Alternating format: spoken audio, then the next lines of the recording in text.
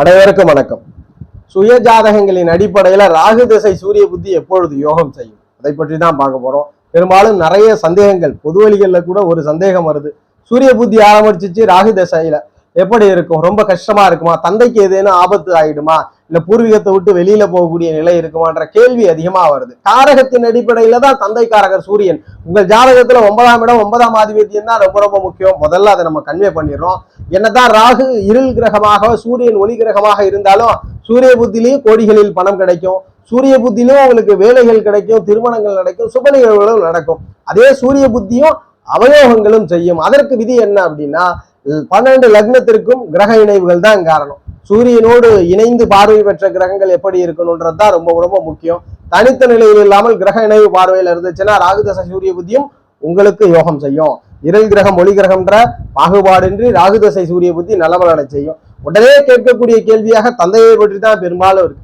ராகுதசை சூரிய புத்தியில தந்தையை பற்றி இருக்கு. அடுத்த நிலை உடல் ஆரோக்கியம், உடம்பு ஹெல்த் இஷ்யூஸ், இதெல்லாம் மெஜாரிட்டியா வருது. இதெல்லாம் ஒரு பொதுவான விதிகள் தான். பொதுவான விதிகள்ல தான் ராகுதசை சூரிய புத்தினா தந்தைக்கு ஆகிறது இல்ல, உடல் கொஞ்சம் சௌகரியம் இருக்காதுன்னு சொல்றது. உங்கள் ஜாதகத்தில் சூரியனோடு இணைவு பார்வை பெற்ற கிரகம் யோகமா இருந்துச்சுன்னா சூரிய புத்தியிலும் செல்வங்கள் கிடைக்கும், சுபகாரியங்கள் நடக்கும்ன்றத உறுதிப்படுத்துறோம். அதுதான் நம்ம இந்த பதிவுல பார்க்க போறோம்.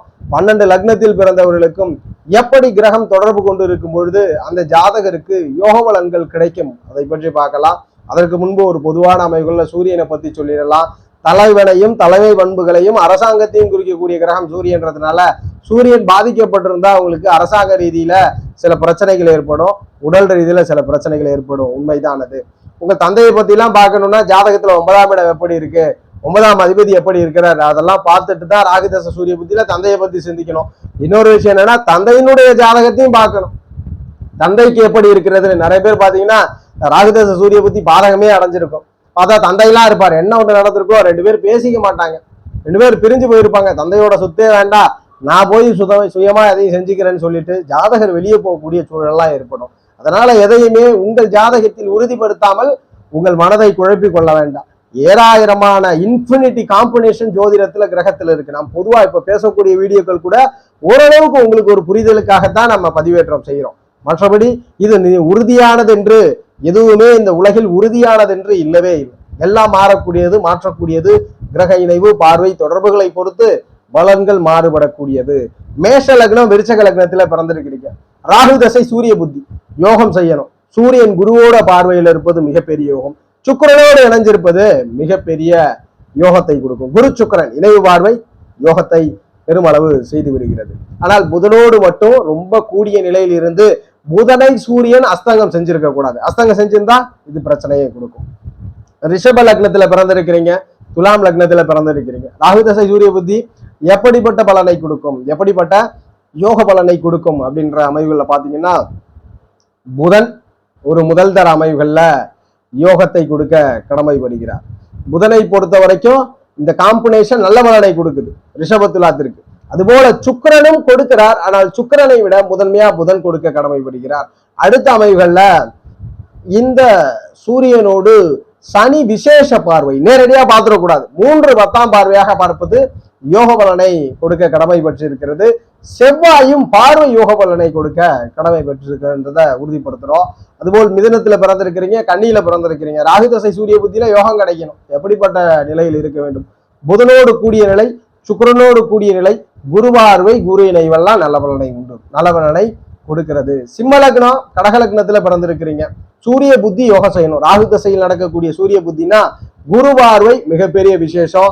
கடகத்திற்கு செவ்வாயோட தொடர்பு மிகப்பெரிய அமைவு, அதுபோல் சிம்மத்திற்கு புதனுடைய தொடர்பு மிகப்பெரிய அமைவை கொடுக்கிறத நம்ம உறுதிப்படுத்துறோம். தொடர்புன்னா புதன் சுக்கிரன்களை பொறுத்த வரைக்கும் நியரஸ்ட்ல தான் இருக்க முடியும், பார்க்க முடியாது, இணைவிலையாவது இருப்பது யோகத்தை கொடுக்கும்ன்றத உறுதிப்படுத்துறோம்.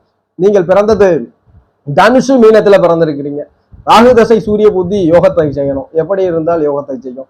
ராகுவை பொறுத்த வரைக்கும் போகக்காரகர்னு சொல்லிடுறோம். போகக்காரகருக்கும் பொறுமையான தர்மக்காரகருக்கும் நிறைய வித்தியாசம் உண்டு. தனுஷு மீன லக்னத்துல பிறந்தவங்க எல்லாம் ரொம்ப கௌரவத்தை பார்க்கக்கூடியவங்க, ரொம்ப கௌரவத்தை விரும்பக்கூடிய நபர்கள். இங்கு போக தசையில சூரியனுடைய புத்தி நடக்குது. இந்த சூரிய புத்தியில குரு தொடர்பு கொள்வதை விட, குருவுடைய பார்வையை விட செவ்வாயினுடைய தொடர்பு மிகப்பெரிய விசேஷம். தனுஷருக்கு மீனத்திற்கும் செவ்வாயினுடைய பார்வை ரொம்ப ரொம்ப வித்தியாசமாக ரொம்ப நல்ல பலனை செய்கிறது, இணைந்தோ பார்வையில இருப்பது. அடுத்து சனியினுடைய சிறப்பு பார்வை, நேரடி பார்வையும் இல்லை, இணையும் இல்லை, சிறப்பு பார்வை யோகத்தை செய்கிறது. மகர கும்பத்துல பிறந்திருக்கிறீங்க, சூரியன் ஆல்ரெடி அவயோகம், முழு அவயோகரான சூரியன்.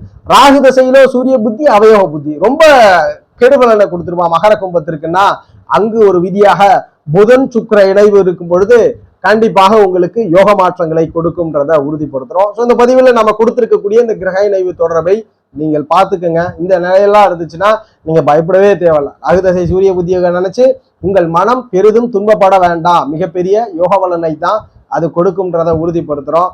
ஜோதிட ரீதியான தகவல் அல்லது உங்களுடைய சுய ஜாதகம் சார்ந்த சந்தேகங்களுக்கு ஸ்கிரீன்ல தெரிகிற நம்பரை தொடர்பு கொள்ளுங்க. வாழ்க வளமுடன். நன்றி.